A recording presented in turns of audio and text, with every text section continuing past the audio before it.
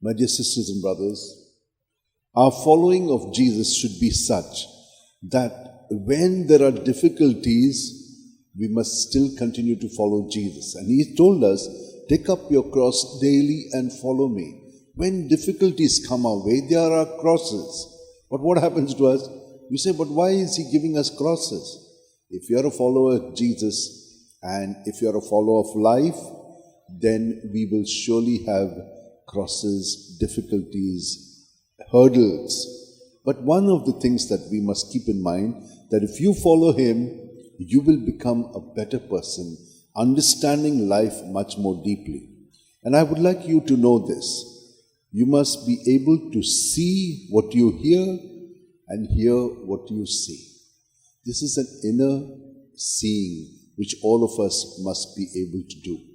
What we do is we look only at the externals. No, we are not to live just an ordinary life like the animals. We have been given intelligence so that we can live deeply. And so did all these saints. Wenceslas was the king of Bohemia, that is Czechoslovakia. Now, his father was a Christian, his mother was not. It is his grandmother who was a Christian who brought him up and gave him a liking for the Blessed Sacrament. Now, when his father died, his mother, who was a non-Christian, she took up the charge of looking after the place. And she was very angry and did not want anyone who was Christian in the kingdom. So she drove away the Christian missionaries. She was not a Christian, she was a pagan. And not only that, she strangulated the grandmother and killed her. The people did not like this. So they asked the little boy, who was very small, to become the king.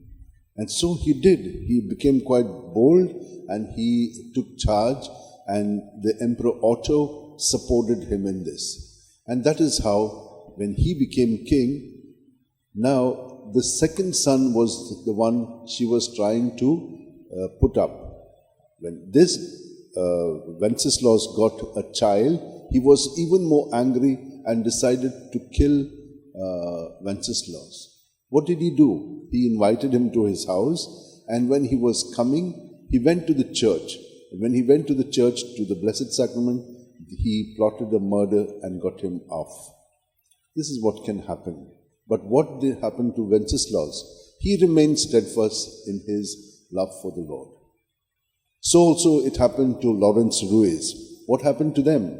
He was a married man, he had 3 children, and he was very good at his work, but he was accused. He was accused falsely, and so he was running away. The missionaries who were in the Philippines, he was born in the Philippines, he had a Filipino mother and a Chinese father. So when he was persecuted in that way, he was going along with these Dominican fathers, and he did not know where they were going. So he just went along with them. They landed in Japan. Japan was very strict about Christianity, and they wanted to do away with anyone who was a Christian. So they caught them and took them and put them in prison. But what kind of torture did they give them? They made them drink so much water, they simply forced it down, and their stomachs bloated up. And then they put planks, and from both the sides they jumped on them so that the water would spurt out. And that's how, they tried to kill them. But then they had not died. Some of them, they tied them and put them in holes, hanging upside down so that the blood would not go. Some of them died there. The others, they removed, and then they cut off their heads and threw them into the Pacific Ocean. That's how they killed them.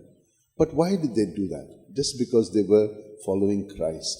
And when we follow Christ, we will have maybe big persecution or small persecution. But let us keep following the Lord, because this life is not the end. We have a better life afterwards in the kingdom of God.